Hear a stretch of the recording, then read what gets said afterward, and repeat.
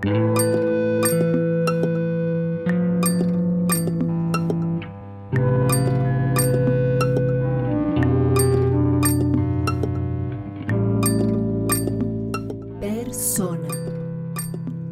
Entrevista a artistas.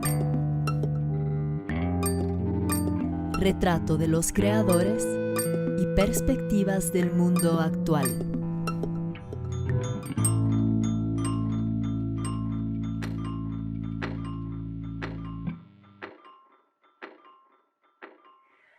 Saludos, bienvenidos a audiencia de Antena 1. Salimos al aire en los 90.5 y en nuestro canal en la web colgamos nuestras entrevistas en www.marinascardoso.com. Gracias por conectar con nuestras pláticas, reflexiones y delirios a los que nos convocan las artes. Hoy el diálogo será desde las imágenes. Tenemos a nuestro invitado desde algún lugar en la Amazonía ecuatoriana, Teo Monsalve. Gracias por aceptar la invitación. ¿Cómo estás? ¿Dónde estás? ¿Cómo empiezas este encuentro? Hola Marinés, muchas gracias por la invitación y un saludo muy caluroso a todas las personas que nos escuchan y que nos ven y nos van a acompañar hoy. Sí, pues te saludo de la provincia de Sucupíos, en la Amazonía del Ecuador, en la ciudad de Lago Agrio, donde estoy por el momento residiendo con base aquí, moviéndome mucho por los alrededores. Me trae acá una cuestión de la vida y del amor. Y pues nada, la naturaleza sigue encontrando sus formas de no dejarme salir de ella de cierta forma. Pues la naturaleza va a estar muy presente en nuestra plática también, y qué rico que estemos conectando desde allá. Ya nos contarás también de los proyectos que traes en marcha. Pero por ahora empecemos con una presentación. Quisiera arrancar con tu bio. Teo Monsalve, Quito, 1988. MFA, Emily Carr University of Art and Design. Su práctica se ha desarrollado en diversos medios: pintura, dibujo, grabado, instalación y performance. Ha participado en exposiciones colectivas en Ecuador, Canadá, Estados Unidos y México. Ha tenido exhibiciones individuales: No Lugar, Ilena Viteri, Galería de Arte, La Ideal, Cora Art. Su investigación y producción se enfoca en temas relacionados con el mundo natural, paisaje, flora y fauna, analizados desde perspectivas posthumanistas. Teo va entretejiendo narrativas de distintas historias de la representación, así como de la historia natural y la historia de la pintura, en busca de un espacio de intersección entre mito y la ciencia. Actualmente trabaja como docente en la Universidad San Francisco de Quito y continúa su investigación y producción en Quito, ahora mismo desde Lago Agrio. Esto no está en tu bio, pero me encontré por ahí este statement que me gustó mucho para deshilar también, así que lo voy a compartir por acá. Mi práctica se da en el espacio de intersección entre mito y la ciencia. Las investigaciones han sido enfocadas en analizar historias de la representación, como la historia natural, la historia de la pintura. Propongo estrategias de sensibilizar en el público ante temáticas relacionadas con el mundo natural. A través de la pintura, el dibujo y el collage evoco el pensamiento mágico y lo planteo como lente perceptivo de la realidad. De esta manera, los objetos que produzco cuestionan la razón y aluden a la sensibilidad para hacer sentido. Pues déjame empezar por estas estrategias de sensibilización en el público. Me encantó ese lugar que tocas y te invito a entrar ahí como primera estación de tu entrevista, con el propósito de sensibilizar el oído de nuestros oyentes también y sensibilizar la escucha a lo que nos compartas acá. Con estrategias de sensibilización pienso en la función más elemental y más compleja de las artes también, ¿no? La sensibilización en la sociedad. Bifo Berardi se detiene tanto en la sensibilidad, habla del arte como una especie de indicador, una antena para la detección de los cambios que ocurren en la esfera de lo invisible, de la sensibilidad humana, ¿no? Así que es vital la sensibilización en el contexto de esta mutación digital.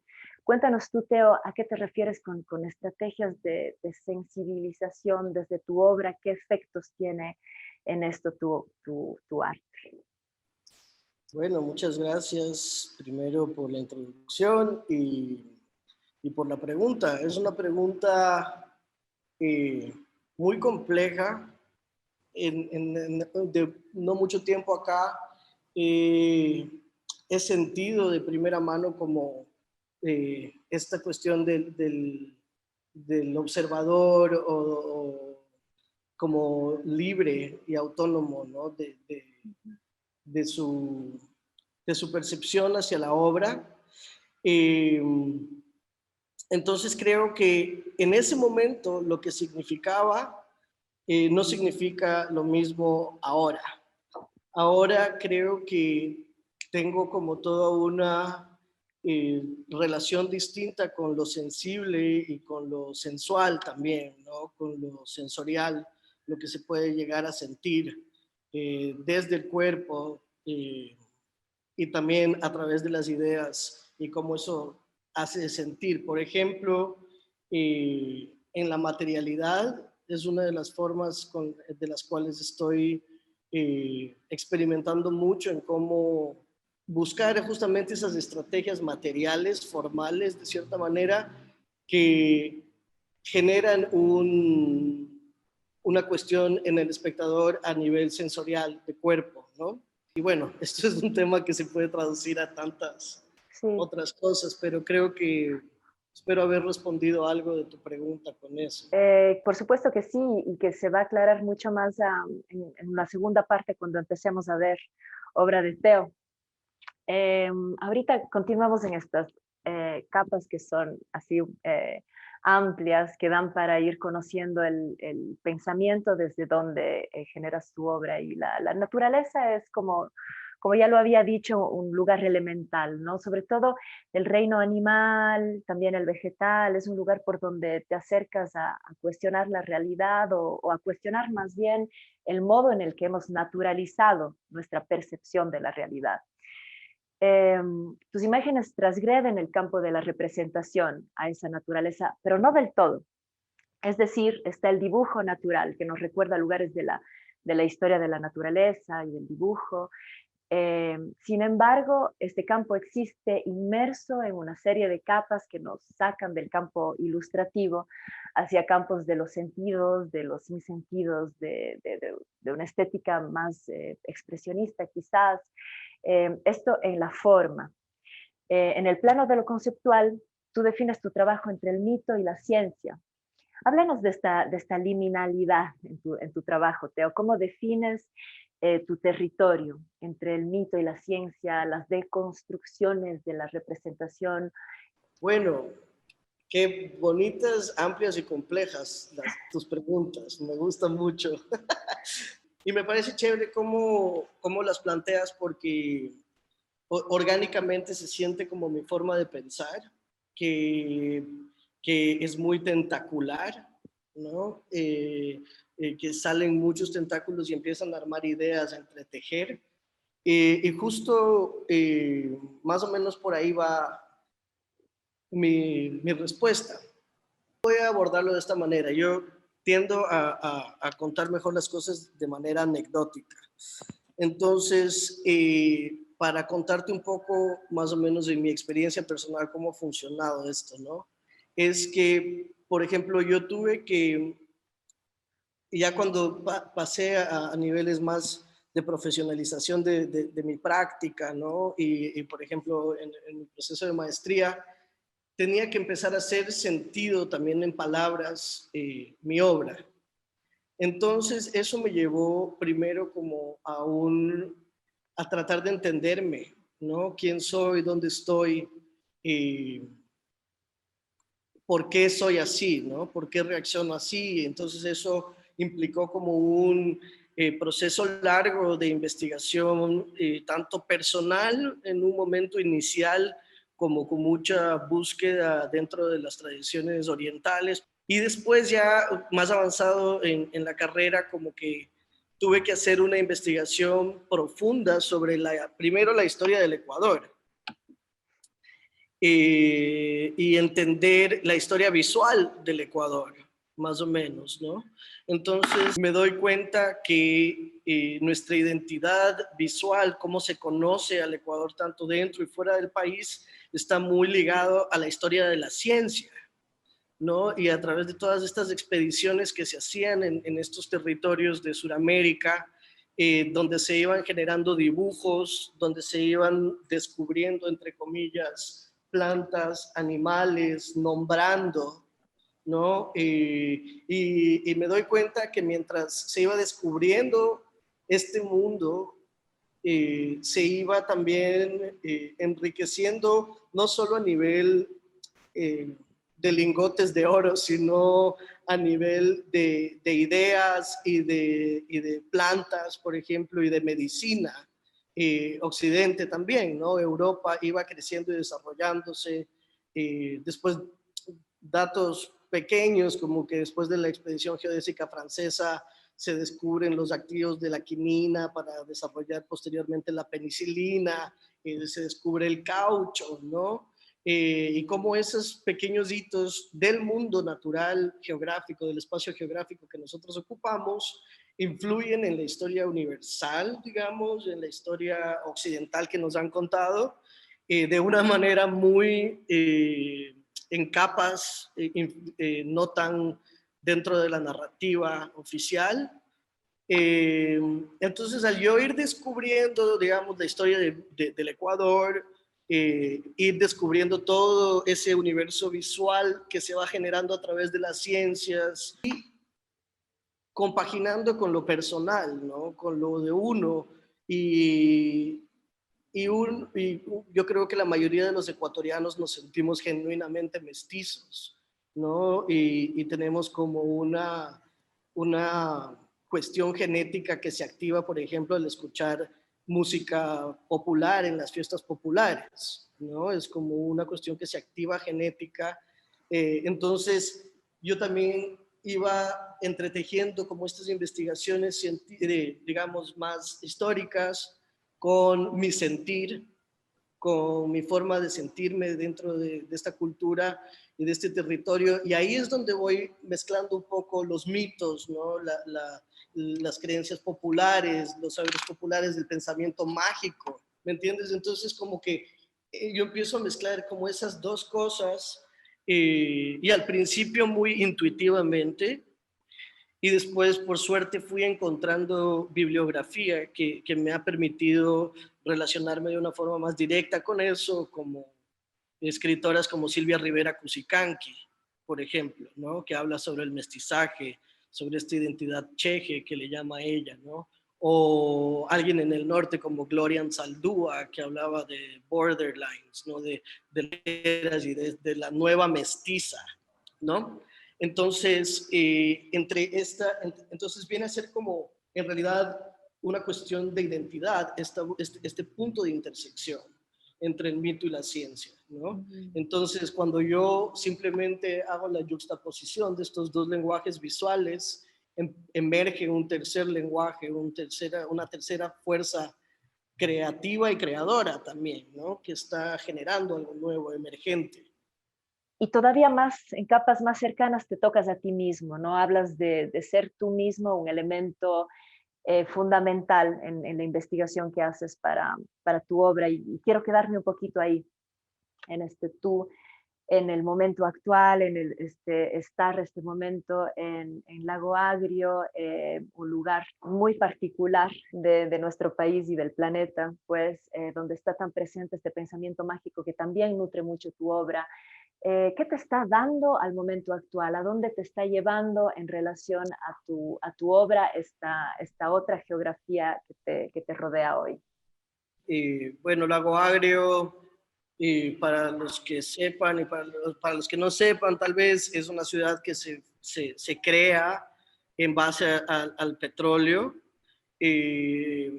Lago Agrio fue el nombre del primer pozo petrolero que tuvo la ciudad de Nueva Loja, que se formó posteriormente, que es Lago Agrio. Tiene estos dos nombres, Nueva Loja y Lago Agrio. También es una ciudad de frontera con Colombia que yo comparto. Mi padre es colombiano, entonces yo soy mitad colombiano, mitad ecuatoriano, y estar en una frontera que es río de cierta forma y una frontera que es líquida literalmente, y una frontera que es súper imaginaria, digamos, porque el territorio,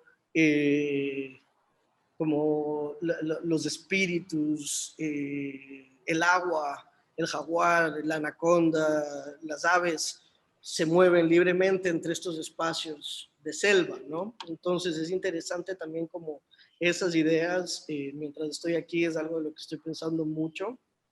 Eh, También es imposible obviar pues este monstruo terrorífico del petróleo, la compañía petrolera, el paso brutal de este nuevo colonialismo y del capitalismo hacia estos territorios llenos de magia y de espíritu, pero también me hace a mí tener como una mirada más cercana a ese tipo de realidades, no una mirada alejada y que habla desde una comodidad de la ciudad, digamos, y una postura de... Obviamente yo no soy alguien que está a favor de la explotación de la naturaleza de ninguna manera, pero también veo... en qué momento estamos, como todos, o sea, me reto a mí y a todo el resto de personas tal vez que nos puedan escuchar a hacer una vida completamente distinta fuera de ese extractivismo. O sea, creo que tenemos que volcar nuestras formas a imaginar posibles mundos fuera de eso, pero se me hace más difícil, eh, como dice Timothy Morton en su libro Hiperobjetos, ser hipócrita. Estando aquí se me hace más complejo el ser hipócrita con el mundo, con el mundo natural, con mis propias prácticas de consumo y de ecología, ¿no? Trato de cada vez ser más consciente, pero veo que es complejo en ese sentido. Es mucho más difícil, yo te voy a ser sincero, pensar en estar aquí que el hecho de estar aquí. Porque estás aquí y aunque sí estás cerca de los pozos, o sea, hay pozos cerca y todas esas cosas, igual hay un mundo natural impresionantemente hermoso, una abundancia, un espíritu de la selva que se siente, los rayos, cada vez que cae un rayo de verdad aquí, me ha pasado que no me había pasado en ningún otro espacio, es que el rayo como que suena desde la tierra. Suena, no suena como que cae en la tierra, sino como que suena desde la tierra, ¿no? Entonces todas estas cosas son realmente hermosas y me han abierto muchas formas de pensar, y estas formas de pensar no solo son, o sea, se manifiestan a través del hacer, ¿no? Yo creo que el estudio se convierte como en este espacio flexible y elástico, donde el hacer se convierte en una forma de pensar, y especialmente mi forma de hacer, que es muy manual, que es muy técnica, que es muy del cuerpo. Entonces, ahí se empiezan a generar unos diálogos que son difíciles de llevarlos a palabras, pero es más o menos la lógica viene a ser, sales, caminas por el bosque, sudas, te pican algunos zancudos, tienes encuentros mágicos con monos, colibrís, tangaras, tucanes, papagayos, loras. Hace un fin de semana estuve en un área no turística del Cuyabeno y vi delfines, rosados, ¿no? Entonces es como, tengo estas experiencias, después vengo al estudio y, y pienso en todo lo que tuve y en todo lo que te acabo de contar también del contexto real, geopolítico, geográfico, histórico en el que estoy. Y al hacer, al cortar, al pegar, al pintar, voy reflexionando. Entonces, más o menos eso es como se va manifestando la obra aquí. Pues qué ganas de ver todas esas capas puestas en imagen. Supongo que estarás en proceso, pero te seguiremos la pista a ver qué va saliendo de esta etapa tuya. Pues esto ha sido un poquito ponerte en contexto, Teo. Aún ni siquiera hemos mencionado mucho la pintura, que es tu vehículo para navegar todos estos enormes universos. Pues ya iremos ahí más concretamente a tu obra. Por ahora, una pausita, no se vayan.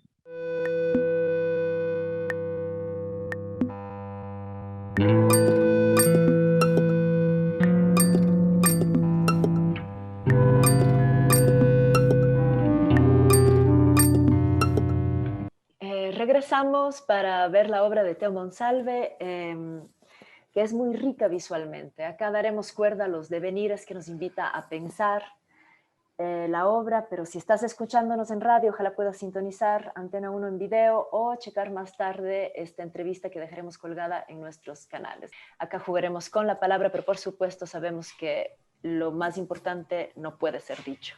Se manifiesta en la pintura. Por lo tanto, empezamos a compartir imágenes de migraciones tropicales. Y mientras tanto, les comparto extractos del rico texto que acompaña la obra. Dice Teo: Neotrópico es el nombre científico que se le ha dado a la región tropical del continente americano. Las especies de aves migratorias que habitan entre Sur, Centro y Norteamérica son llamadas neotropicales. Este es un proyecto donde las investigaciones materiales y conceptuales se enfocan en dibujar paralelos y contradicciones entre las migraciones de aves y las migraciones humanas en el continente americano, entablando diálogos interespecie ave-humana. El proyecto busca tomar el mundo natural como referente para afrontar con un espíritu de tolerancia y empatía a una contemporaneidad sumergida en crisis migratorias en la región y el planeta. A través de un lenguaje visual interdisciplinario, busco generar narrativas híbridas que se presten para la pluralidad de entendimientos y permitan maneras fluidas de generar conocimientos.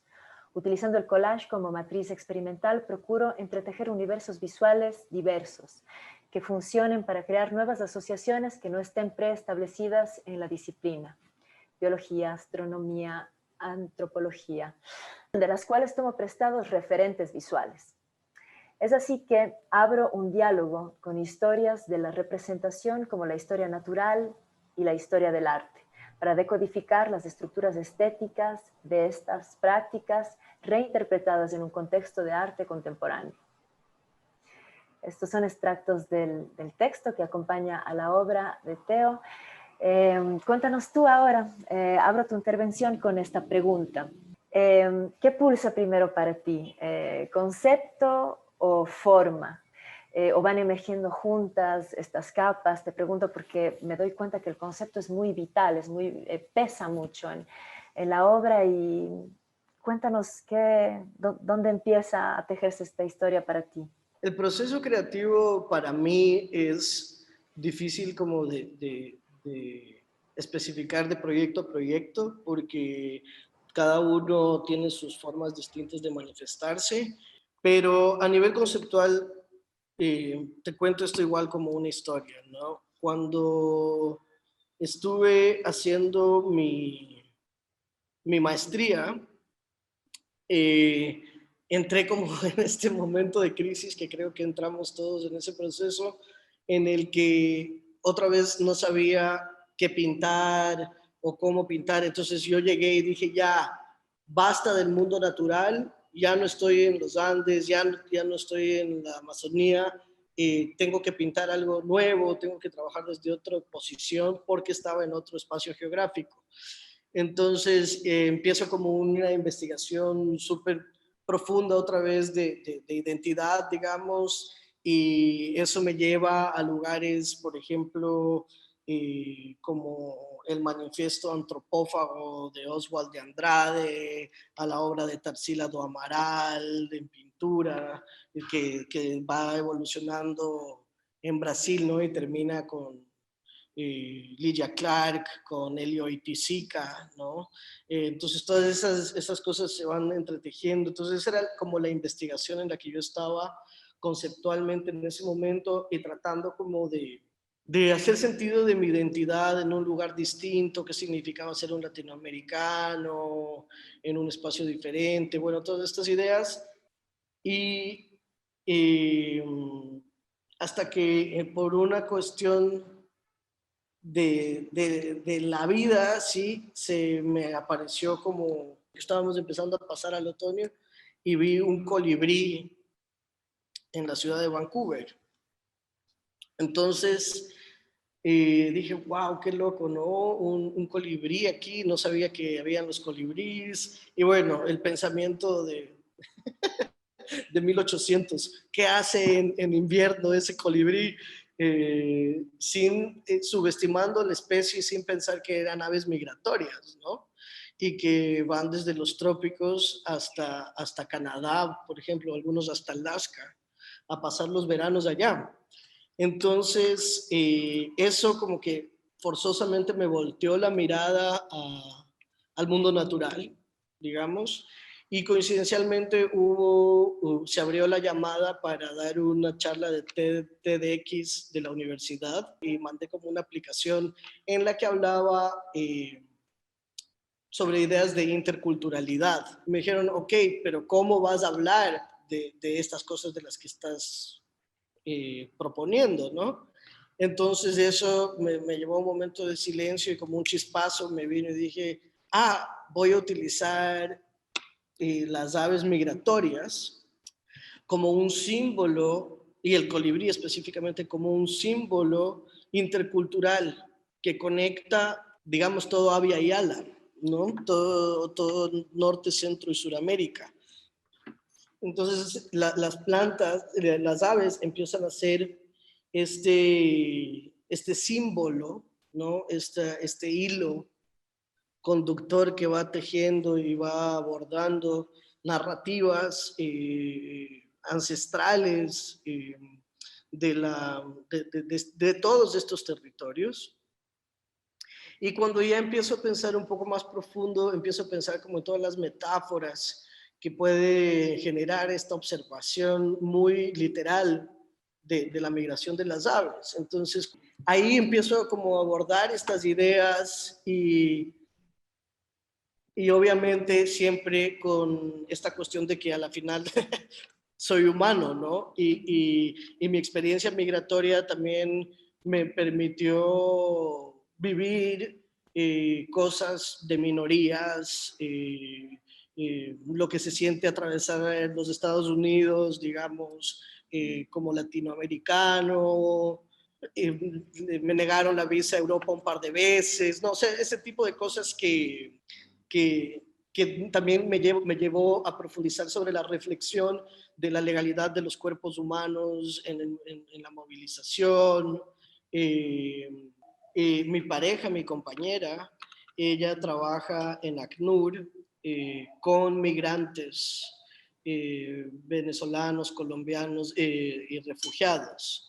Entonces, como escuchar tantas historias de esas y ese tipo de realidades tan terribles que viven las personas en movilidad humana también es una motivación para buscar esta como una estrategia de sensibilización, tal vez a las personas que pueden estar en una galería, pero que nunca van a estar en una ciudad como Lago Agrio, que es una ciudad tránsito de refugiados, ¿no? Entonces, creo que eso también me parecía importante acotar. Y solo como para cerrar esto, se empieza a dar esta práctica. Yo en el estudio de la U solo pintaba pintura al óleo sobre lienzo y me encontré un libro de láminas de historia natural, que venían como 50 láminas de historia natural listas para enmarcar. Y lo que hice yo fue simplemente en las noches cuando llegaba a casa, empecé a recortar estas láminas y empecé a dibujar. Por otro lado, aparte, los colibríes, que estaba pensando en los colibríes, y recorté un colibrí y se cayó encima de una lámina que era una constelación y ¡boom! Y coincide, para que veas cómo es la vida, coincide que la constelación era Ophiuchus, que es una constelación que está en el ecuador celestial, en el cosmos, ¿no? Y esto hace de tu obra como tremendamente conceptual, es algo que decía desde el inicio, ¿no? Como cada trazo, cada capa, cada decisión de uso de soporte y técnica, todo parece evocar en ti un concepto y pues son conceptos con una rica complejidad. Ahora sí voy abriendo Síntesis, esta segunda obra donde aparecen temas como la ontología relacional, la ontología orientada a los objetos. Tengo ganas de invitarte a abordar estas complejidades de lo que en ti evocan esas imágenes. Y para no dejar tan extensa mi pregunta, quizás tomo como punto de partida una frase tuya en referencia a este trabajo. Dices, el papel es mi cuerpo que encarna en sí dos realidades que pueden coexistir sin necesidad de mezclarse. Esta referencia yo la tomaría para toda la serie porque es muy corporal, porque te pone en el plano de lo relacional con las geografías que te rodean. Háblame de la presencia del cuerpo en tu experiencia, en la creación y en las impresiones que tú mismo tienes de esta serie o en general, Teo. Ok, chévere, gracias. Creo que este es el momento en el que hablamos un poco de pintura también. Genial. Bueno, primero porque Síntesis es un proyecto puramente de pintura, digamos, de cierta forma. Entonces, bueno, Síntesis tiene como característica central y fundamental de la obra que tiene un papel de cabuya insertado dentro de las piezas. Entonces voy a retroceder un poquito para darte un contexto mejor y que me entiendas un poco mejor mi proceso. Como te comenté, hice un proceso fuerte de investigación sobre la historia del Ecuador y la historia visual del Ecuador. En la historia visual del Ecuador, y si ya vamos a hablar de pintura ecuatoriana, después de la pintura colonial y religiosa, el arte sacro que le llaman, está la pintura de paisaje. Entonces, a mí bueno, se puede decir como un pintor de paisaje, ¿no? Me gustaba mucho como la pintura de paisaje y la abordé por varios años de distintas formas. Entonces, en el momento de complejizar un poco esa relación con el paisaje, es a lo que me lleva a buscar totalmente de otra forma la pintura, ¿no? Yo estaba todavía hablando como de esta cuestión relacional sin saber el concepto como tal, pero yo estaba pintando unos cuadros que tenían estos personajes que eran medio transparentes y se veía el paisaje a través de ellos, básicamente, digamos, ¿no? Entonces era como que yo quería situar este cuerpo que era parte del paisaje y no sabía cómo hacerlo.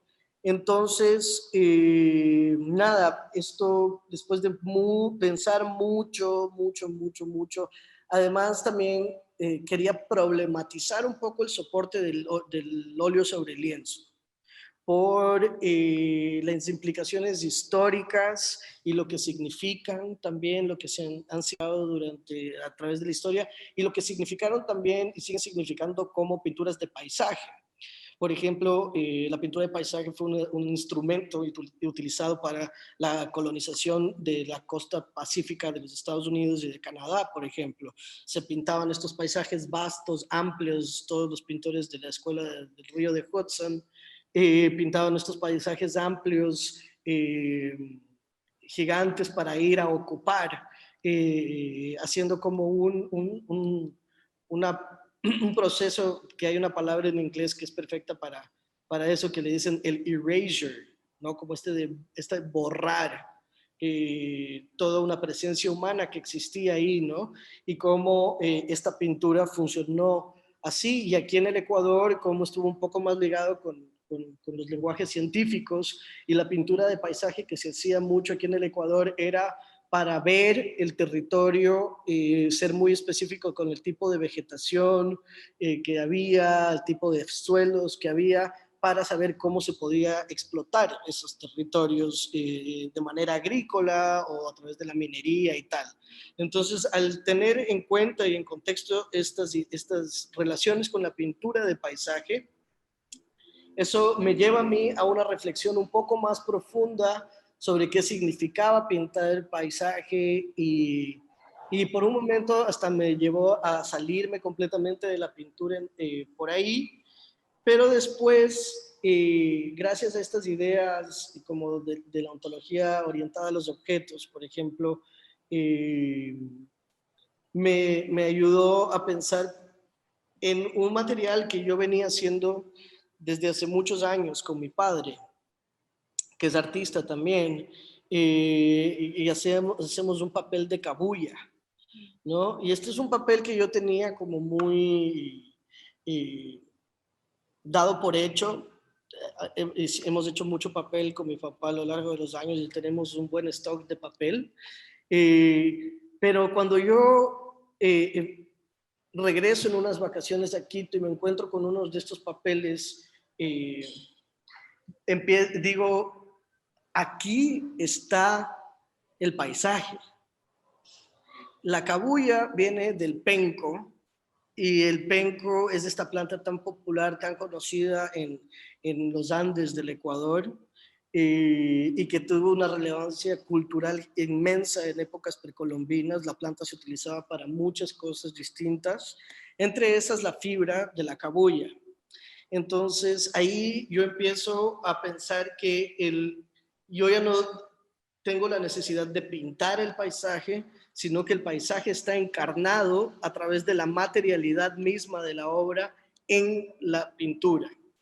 Entonces, eso me lleva a mí a liberarme de la representación del paisaje de cierta forma, y a pensar también en la planta un poco más a profundidad, y a generar esto que yo le llamo este parentesco con la planta, ¿no? Un parentesco, ¿por qué? Porque hemos compartido, la planta para hacer fibra tiene que vivir alrededor de 18 a 20 años.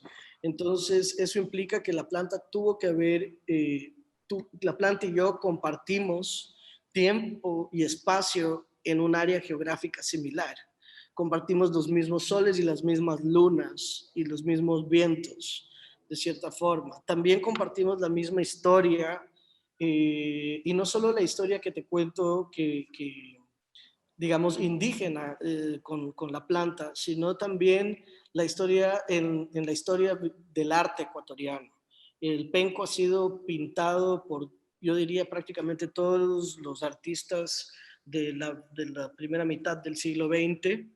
Si es que tú ves obra de Mideros, de Camilo Egas, Kingman, Guayasamín, bueno, todos estos grandes pintores del siglo XX, todos tienen por lo menos un cuadro con un penco, ¿no? Entonces también era como esta planta de la memoria visual también de la pintura del Ecuador. Entonces, la planta, el papel me empieza a dar todas estas capas de contenido, y también empieza a ser una coordenada geográfica, que es una pintura que se hace aquí, no como aquí en Ecuador, el país, sino aquí en este espacio geográfico, en este paisaje concretamente, ¿no? Y finalmente la pintura el papel, perdón, pasa por este proceso de marmolado en el que diluyo óleo en trementina y pongo en una tina de agua El agua repele el aceite del óleo y genera estas texturas que se van formando como cuando ves gasolina en el agua o algo así. Y yo sumerjo el papel en esa preparación. Al sacar el papel ha encarnado todo este color. Entonces, el hacer, la forma en la que está hecho y los materiales con los que están hechos, ahí viene lo de la ontología relacionada al objeto también, significan. Entonces, ¿qué significan? Significa que el papel estuvo inmerso en una contradicción, que es el óleo y el agua. Al igual que tú y yo, por ejemplo, que hemos estado inmersos en esta cultura mestiza, que a ratos celebra las tradiciones indígenas cuando somos muy orgullosos de la comida, por ejemplo, o de una fiesta nacional, alguna cuestión así, y en otros momentos rechazamos la cultura indígena por esta mente que tenemos mestiza, pero mestiza tirando al blanqueamiento, ¿no? Entonces, esas contradicciones que habita nuestra identidad están encarnadas en este papel. Entonces, al estar encarnadas en este papel, que es como una piel que se contrae y se expande con el agua, se seca, tiene memoria, ahí yo hago la relación con el cuerpo y con mi cuerpo. Entonces, como el papel, la forma en la que llego a que tenga ese acabado formal, todo está relacionado a una intención y son capas conceptuales también. Ujú, ujú. Y las llevas todavía más profundo y siento que a lugares como que se le escapan tanto a la razón y a la palabra, que son, por ejemplo, las emociones, estados del alma. Síntesis atraviesa todo este recorrido que nos has relatado tan rico de tu proceso creativo que deviene en este pensamiento de mestizaje, de contradicción, pero te acompaña a tocar lugares como muy, muy complejos y abstractos. Hasta ahí nos dan los tiempos para ver obra. Les súper recomiendo revisar la página completa de Teo, que la vamos a dejar acá al final, para que revisen el resto de las series. Y acá los tiempos nos dan para un corte final. Regresamos.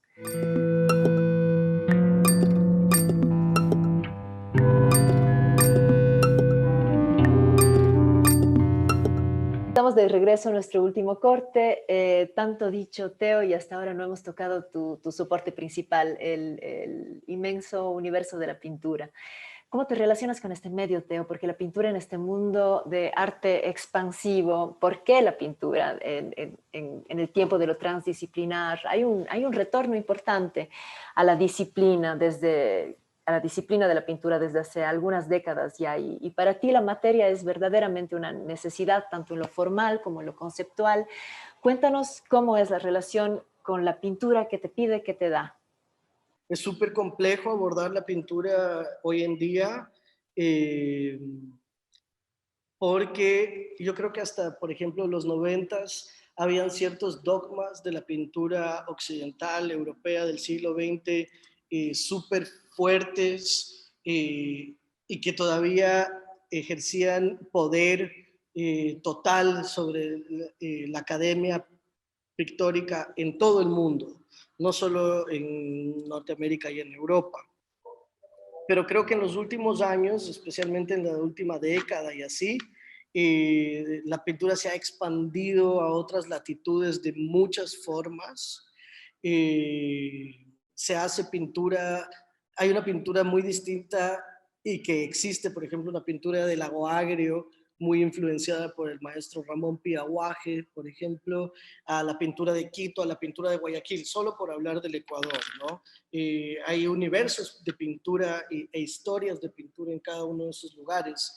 Entonces yo creo que ser pintor comprometido, digamos, con la práctica en la actualidad, primero requiere mucho amor por la historia de la pintura misma. la historia tanto occidental como de otros lugares.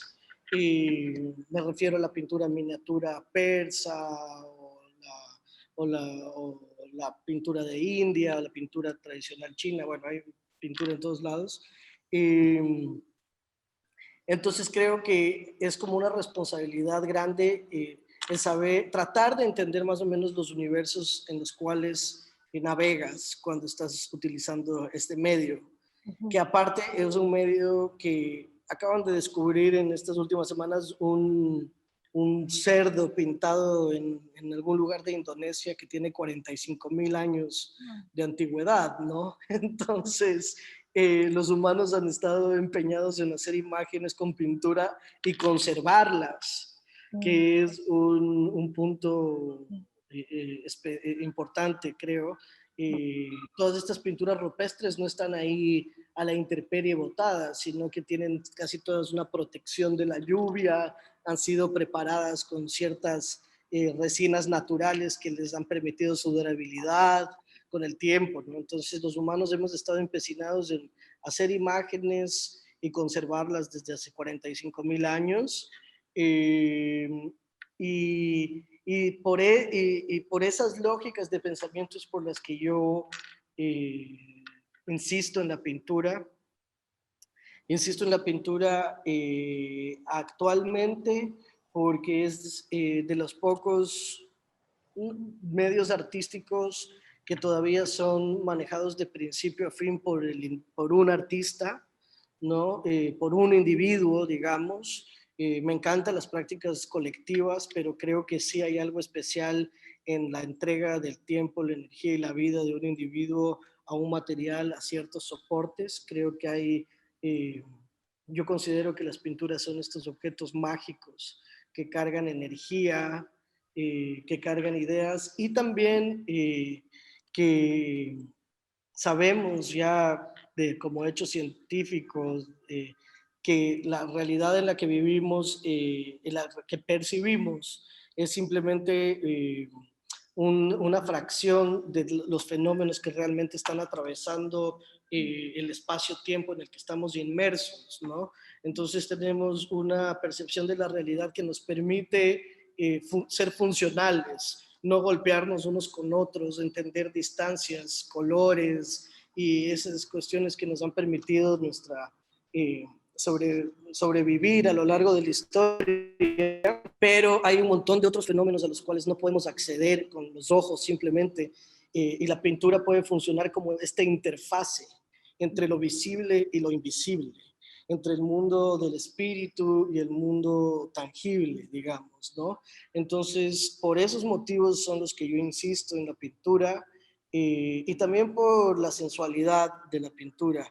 Lo que yo siento cuando pinto, lo que significa manchar, mezclar color, el olor, la relación que ya tengo intrínseca con el material, y todo esto abarcado dentro de una idea del trabajo como ritual también, ¿no?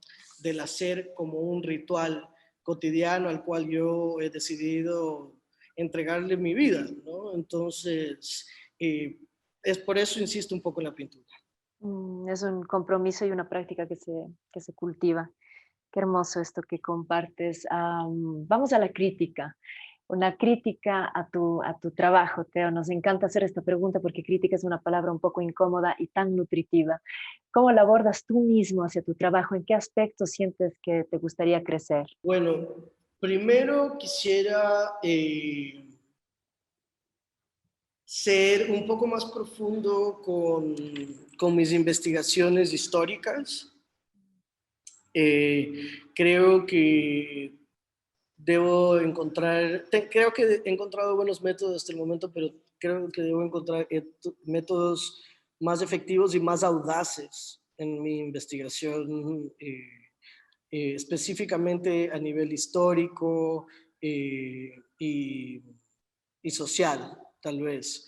Creo que debería perder tal vez un poco el miedo a la representación de otros cuerpos humanos, por miedo a caer en algún tipo de apropiación o de algo que no sea correcto, pero que sí hay veces que siento cierta urgencia de representar otros cuerpos, otras realidades, y me paralizo por miedo tal vez a una crítica, y creo que eso es algo que tengo que mejorar y ser un poco más audaz.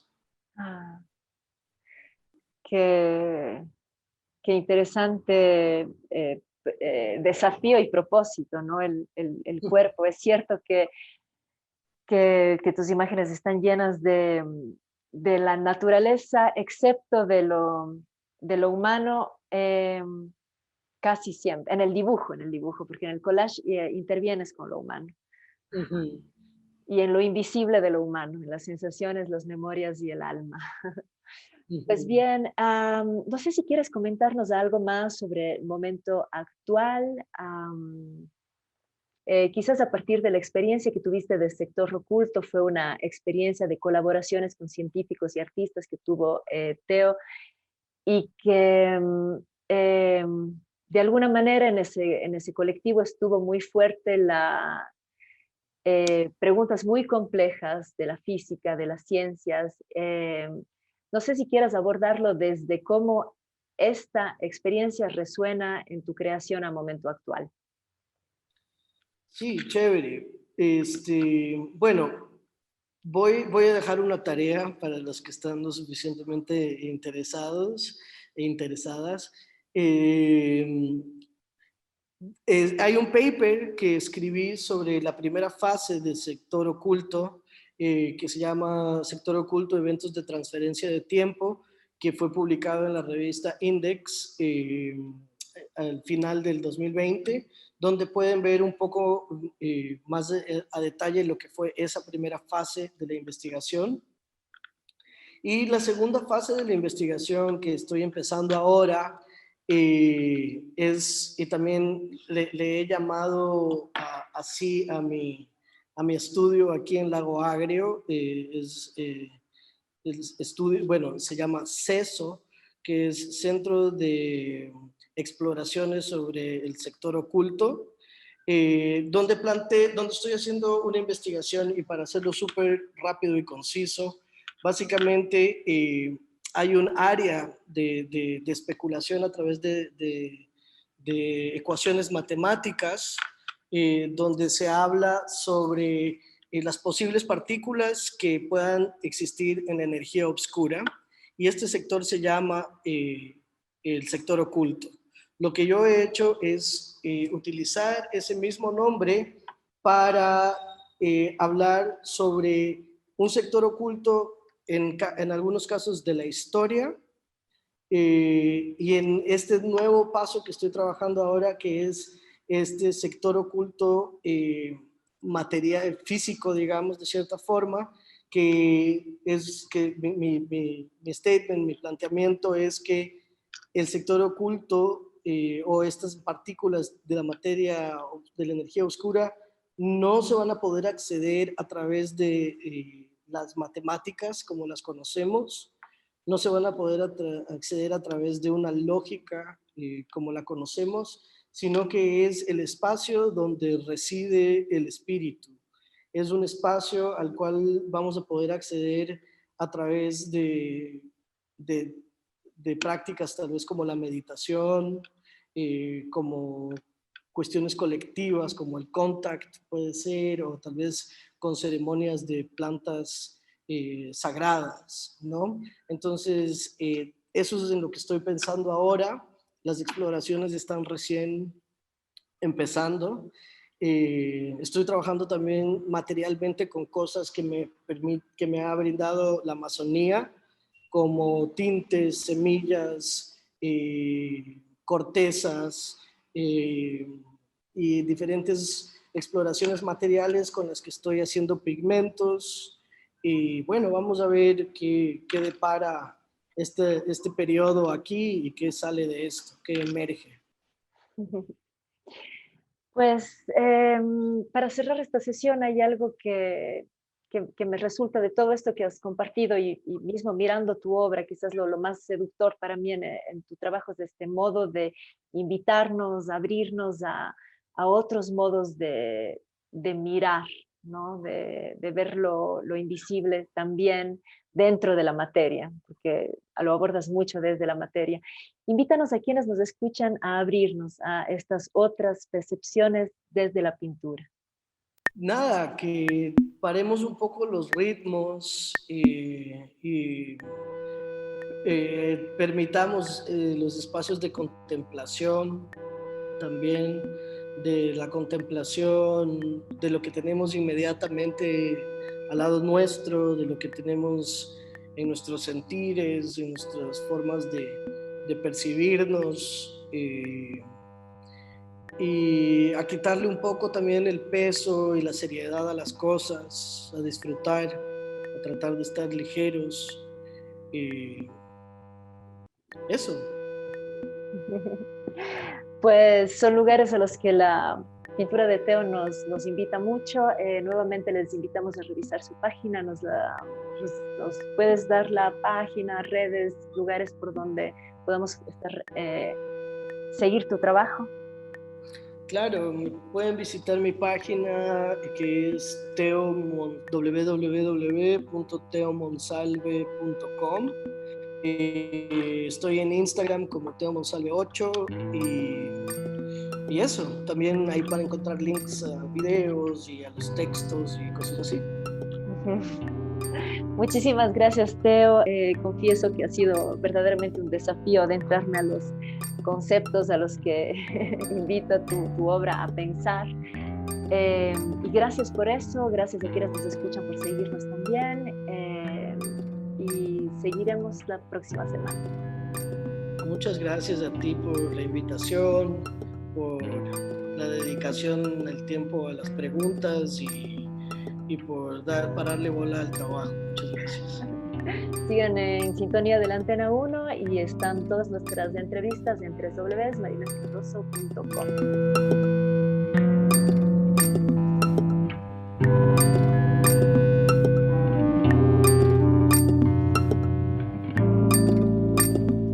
Persona. Entrevista a artistas. Retrato de los creadores y perspectivas del mundo actual.